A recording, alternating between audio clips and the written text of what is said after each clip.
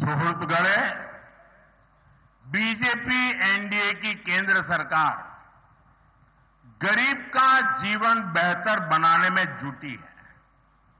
इसका एक और उदाहरण हमारे शहरों में रेहड़ी, ठेले, फुटपाथ पर काम करने वाले हमारे भाई बहन हैं।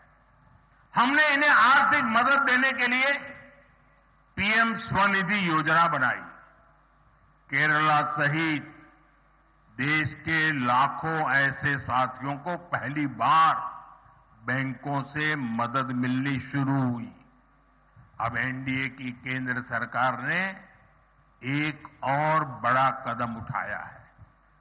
अब स्ट्रीट वेंडर्स को भी बीजेपी सरकार स्वनिधि क्रेडिट कार्ड देगी और इसकी शुरुआत देश भर के लोगों के लिए शुरुआत आज मैंने यहां केरला की धरती से शुरू किया है। പ്രിയപ്പെട്ടവരെ, ഭാരതീയ ജനതാ പാർട്ടി നയിക്കുന്ന കേന്ദ്രത്തിലെ എൻഡിഎ സർക്കാർ സാധാരണക്കാരുടെ ജീവിതം മെച്ചപ്പെടുത്താൻ പ്രതിജ്ഞാബദ്ധമാണ്.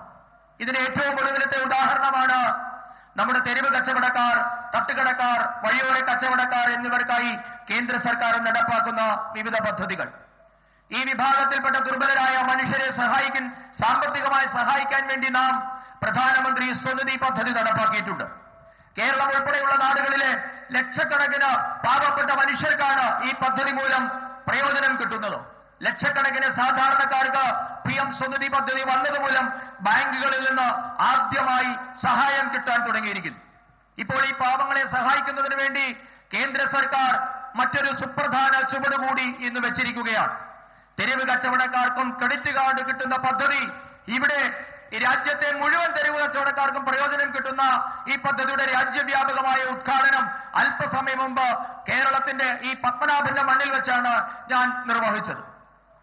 एनडीए सुहृदगणे, 2014 से पहले दिल्ली में 10 साल तक लेफ्ट के समर्थन से कांग्रेस की सरकार चलती थी।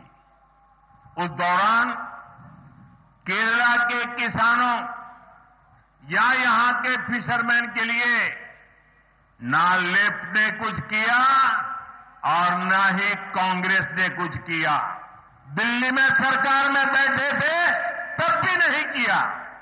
किसानों के नाम पर जो झूठे पैकेज घोषित होते थे, उसका पैसा कांग्रेस और लेफ्ट के लोगों की जेब में पहुंच जाता था। किसान का पैसा किसान को मिले, इसके लिए एनडीए की केंद्र सरकार ने पीएम किसान निधि शुरू की। इसे केरला के लाखों किसानों के अकाउंट में 13,000 करोड़ 13,000 करोड़ रुपए सीधे मेरे केरल के किसान भाई बहनों के खाते में जमा हुए हैं।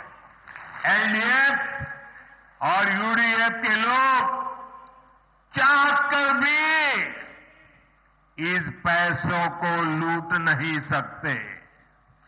പ്രിയപ്പെട്ടവരെ, 2014 മുൻപുള്ള 10 വർഷക്കാലം ഇടതുപക്ഷത്തിന്റെ പിന്തുണയുള്ള കോൺഗ്രസ് സർക്കാരായിരുന്നു കേന്ദ്രം ഭരിച്ചിരുന്നത്.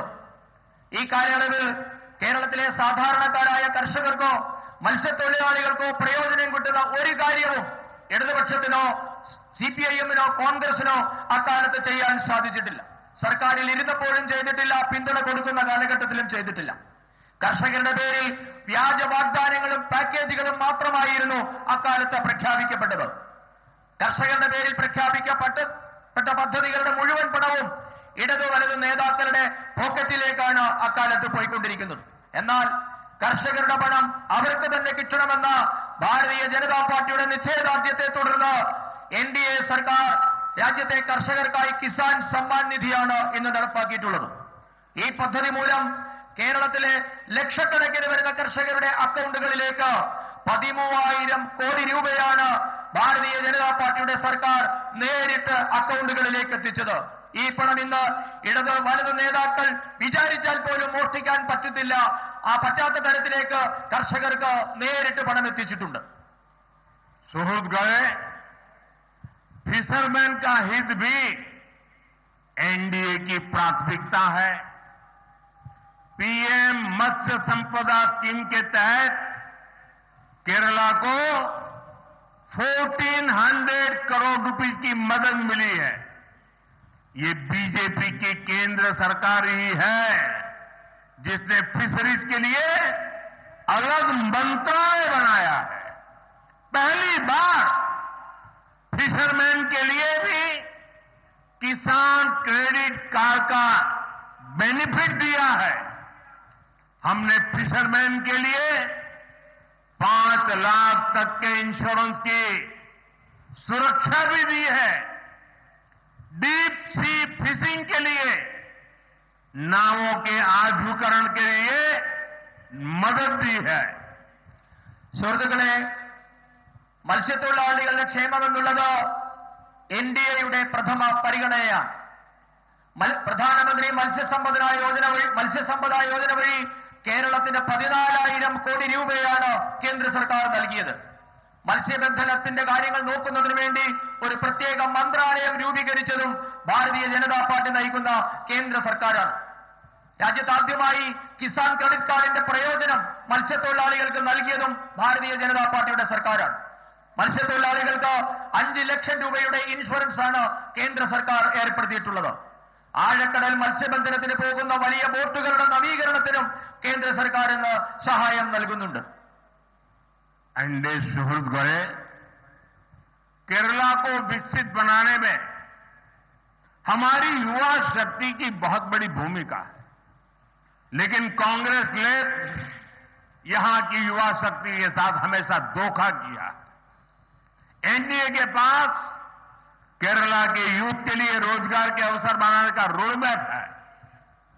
आज पूरी दुनिया आत्मनिर्भर भारत अभियान में अपने लिए अवसर देख रही है. इसलिए गल्फ हो, यूरोप हो, दुनिया के अनेक देशों के साथ भारत बड़े समझौते कर रहा है.